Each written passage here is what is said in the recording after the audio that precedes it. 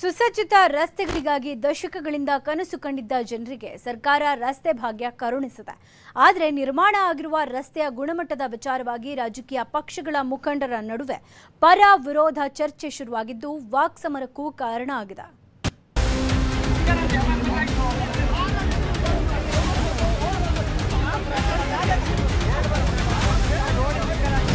ಚಿಕ್ಕಮಗಳೂರು ಜಿಲ್ಲೆ ಕಳಸ ತಾಲೂಕಿನ ಸಂಸೆ ಗ್ರಾಮ ಪಂಚಾಯಿತಿ ವ್ಯಾಪ್ತಿಯ ರಸ್ತೆ ಅಭಿವೃದ್ಧಿ ಕಾಮಗಾರಿ ಇದೀಗ ರಾಜಕೀಯ ಜಟಾಪಟಿಗೆ ವೇದಿಕೆಯಾಗಿ ಮಾರ್ಪಟ್ಟಿದೆ.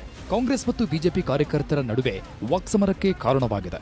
ಕಳಸದ ಸಂಸೆಯಿಂದ ಎಳನೀರು, ಧರ್ಮಸ್ಥಳ, ನೇತ್ರಾವತಿ ಭಾಗಗಳಿಗೆ ಸಂಪರ್ಕ ಕಲ್ಪಿಸುವ ರಸ್ತೆಗೆ ಮನವಿ ಮಾಡಿ ಜನ ಬೇಸತ್ತಿದ್ರು. ಶಾಸಕಿ ನೈನಾ ಮೋಟಮ್ಮ ಬಳಿ ಹೇಳಿಕೊಂಡ ಬಳಿಕ 80 ಲಕ್ಷ ರೂಪಾಯಿ ಅನುದಾನದಲ್ಲಿ ಕಾಮಗಾರಿ ಆರಂಭ ಆಗಿತ್ತು. ಆದರೆ ರಸ್ತೆ ಕೆಲಸ ಕಳಪೆ ಅಂತ ಬಿಜೆಪಿ ಕಾರ್ಯಕರ್ತರು ಆಕ್ರೋಶ ವ್ಯಕ್ತಪಡಿಸಿದ್ದಾರೆ.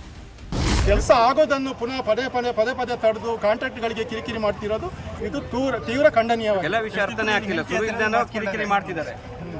ಇದು ಬಿಟ್ಟು ರೈತರ ಬಗ್ಗೆ ಮಾತಾಡೋದನ್ನು ಬಿಟ್ಟು ಇದು ಎಲ್ಲೋ ಬಂದ ಕಾಂಟ್ರಾಕ್ಟ್ ಉದ್ಯಮಿಗಳ ಜೊತೆ ಈ ತರ ಮಾತಾಡ್ತಾರಲ್ಲ, ಇದು ತೀವ್ರ ಖಂಡನೀಯ. ಇದನ್ನ ಈ ಕೃತ್ಯವನ್ನು ನಾವು ಖಂಡಿಸ್ತೀವಿ.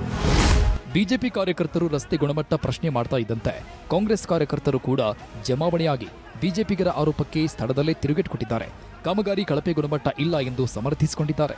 ಬಿಜೆಪಿಗರು ಅನಗತ್ಯವಾಗಿ ರಸ್ತೆ ಕಾಮಗಾರಿ ವಿಚಾರ ಹಿಡಿದು ರಾಜಕೀಯ ಮಾಡುವುದನ್ನು ಬಿಡಿ ಎಂದು ಕುಟುಕಿದ್ದಾರೆ.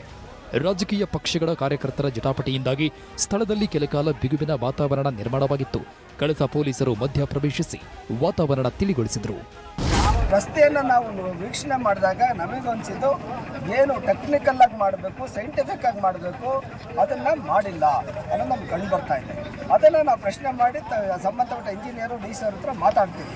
ಮಾತಾಡೋ ಮಧ್ಯದಲ್ಲಿ ಕಾಂಗ್ರೆಸ್ನವ್ರು ಕೆಲವರು ಬಂದ್ಬಿಟ್ಟು ನೀವ್ಯಾರು ನೋಡೋಕೆ ಹೀಗೆ ಅಂತೇಳಿ ನಮ್ಮ ಕಾರ್ಯಕರ್ತರು ಗಲಾಟೆ ಮಾಡಿದ್ದಾರೆ. ಅದು ತಪ್ಪು. ಉತ್ತಮ ರಸ್ತೆ ಬೇಕು ಅನ್ನೋ ದಶಕಗಳ ಹೋರಾಟಕ್ಕೆ ಶಾಸಕಿ ಸ್ಪಂದಿಸಿದ್ದಾರೆ. ಆದರೆ ರಸ್ತೆ ಆಗುವಾಗ ಉತ್ತಮ ಗುಣಮಟ್ಟ ಬೇಕು ಅನ್ನೋದು ಸತ್ಯ. ಆದರೆ ರಾಜಕೀಯ ಕಾರಣಕ್ಕೆ ಆರೋಪ ಮಾಡೋದು ಜನಸಾಮಾನ್ಯರಲ್ಲಿ ಅಸಮಾಧಾನಕ್ಕೆ ಕಾರಣವಾಗಿದೆ. ಯೋಗೀಶ್ ಕಾಮಿನಹಳ್ಳಿ, ನ್ಯೂಸ್ 18 ಚಿಕ್ಕಮಗಳೂರು.